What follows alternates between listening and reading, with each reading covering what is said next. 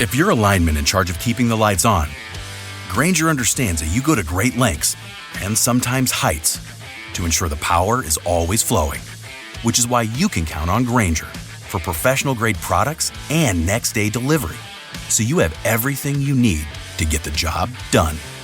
Call 1-800-GRAINGER, click Grainger.com, or just stop by. Grainger, for the ones who get it done. What is going on, gunfighters? How about a diatribe on red dots on handguns, tips and tricks, best practices, how to get you proficient with a red dot, things to avoid. That's what we're going to talk about today. So saddle up for Gunfighter Life, the podcast where we talk about guns, gunfighting, tactics, ballistics, the right way, with Almighty God at the center, Judeo-Christian values, and real-world first-hand experience. Exodus 15, the Lord is a man of war. All right, so let's talk about red dots on handguns. It's been several years now since I've been running pretty hardcore red dots on handguns. To give you a little backstory, I was wrong for a long time on red dots on handguns. I thought they were a passing fad.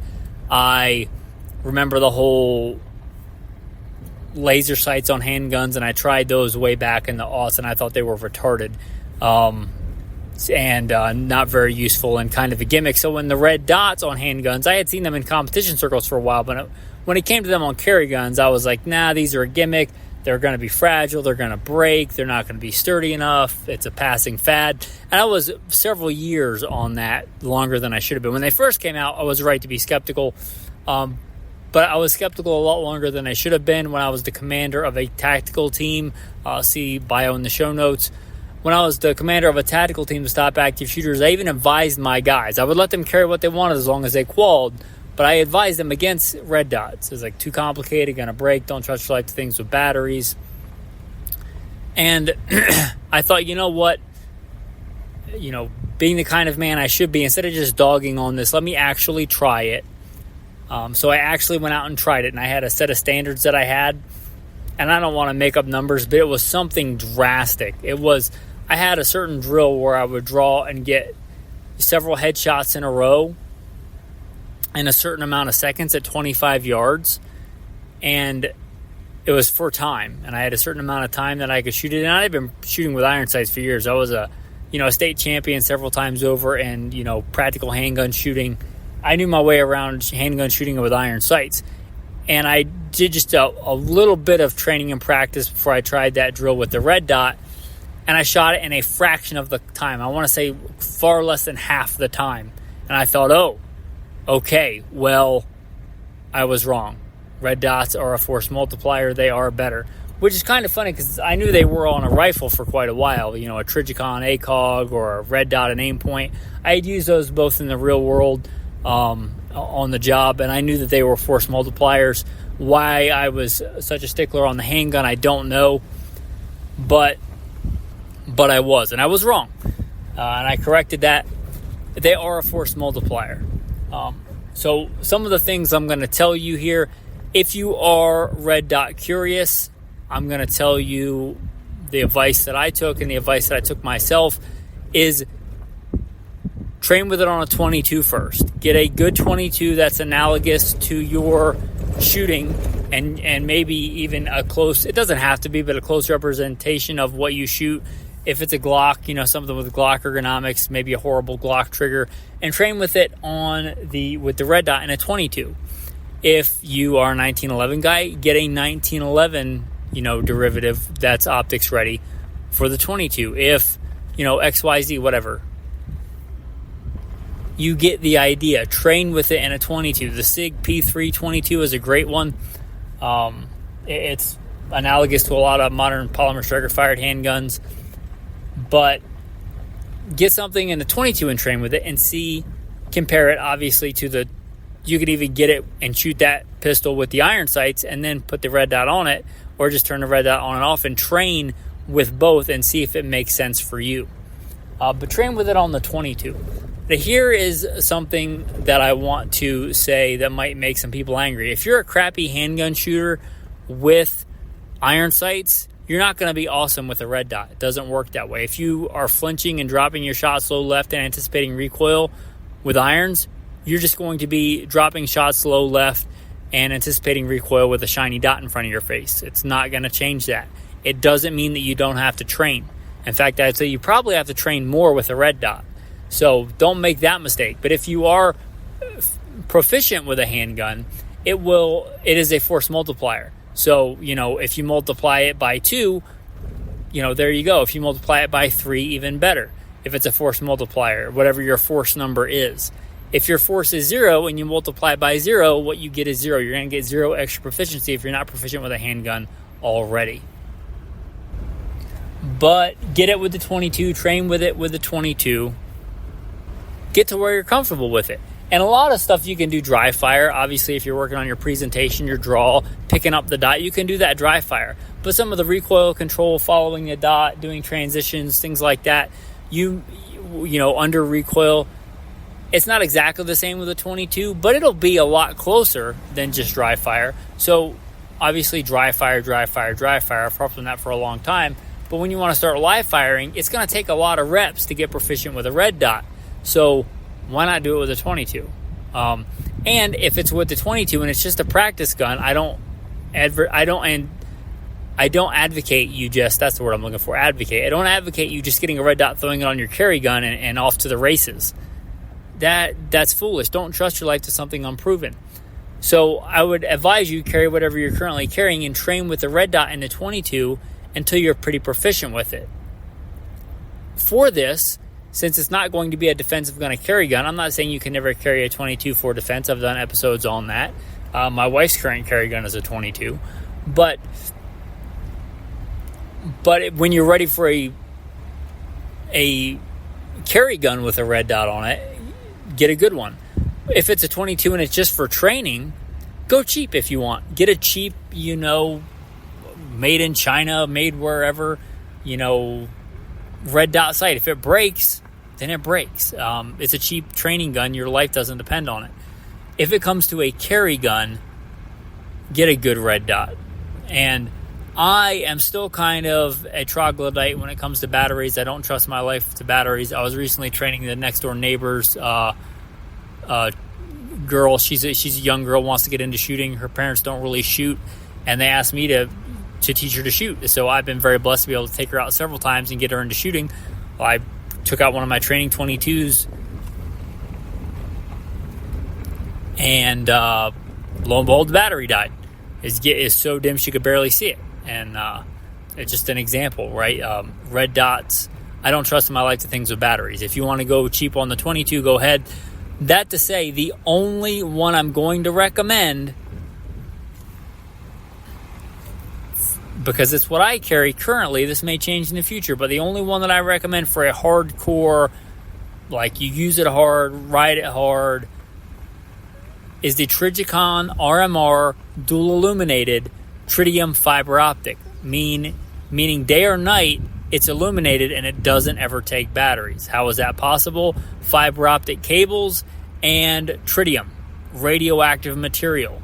So as long as radioactivity is a thing, it's going to glow.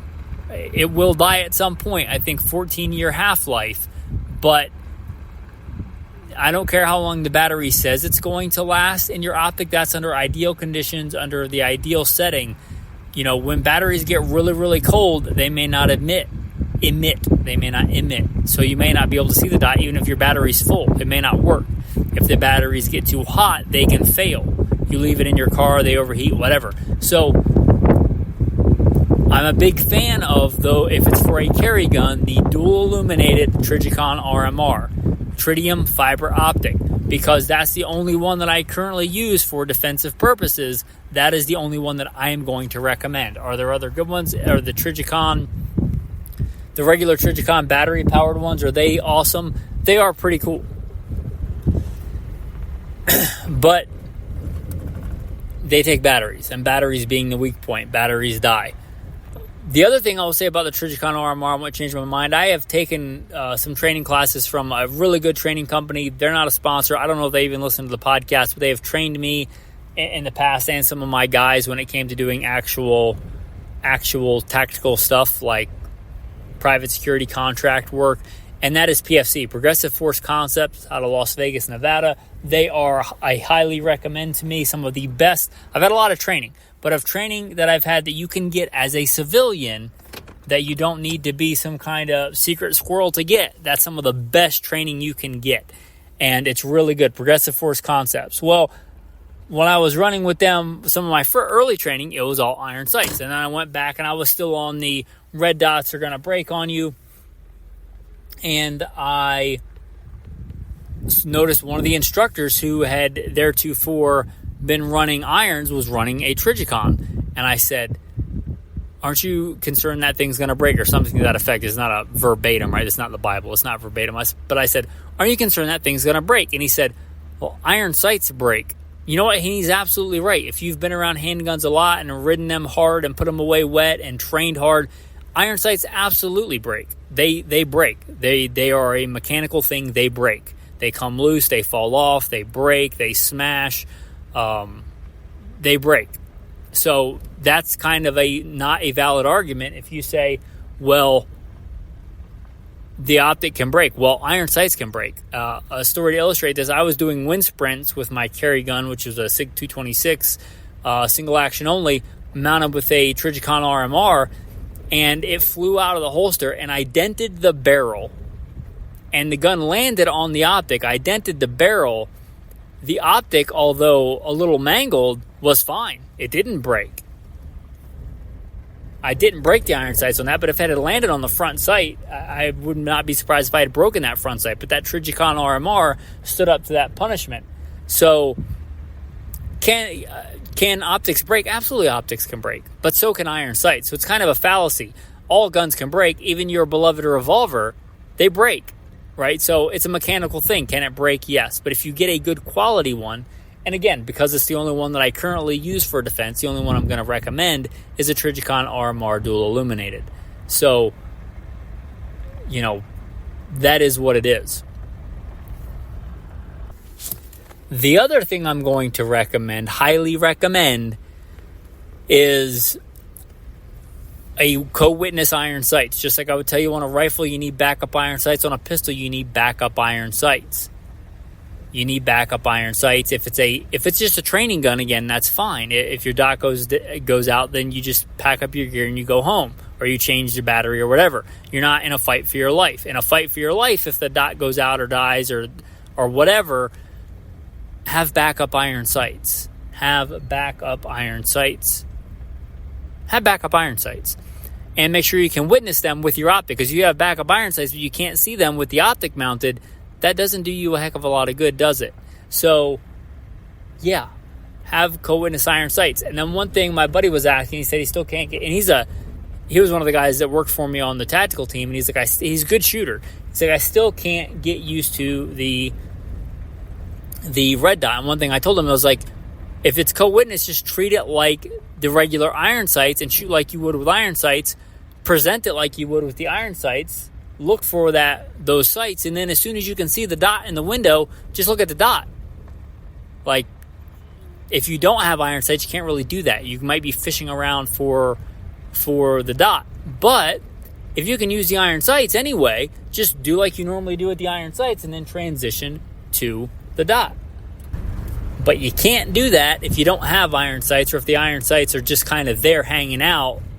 And you can't see them when you look through the optic. You should be able to see both. And I like the co-witness, because if something were to happen to my dot and it got knocked off, which has happened once in the years that I've been using them real hard, then I notice it, right? Because when I line them up, my dot, or my green triangle as I prefer, should be centered atop or right around the top, or I know what it looks like on the iron sight when the iron sights are aligned. If that sight gets bumped off, then I know something is askew. Either my iron sights got knocked askew or my red dot got knocked askew. But I can do my pre-combat inspection before I go into game time, right? I can look at that and be like, oh, something is not right here. Something is not plumb. Something is not true. Something is not right.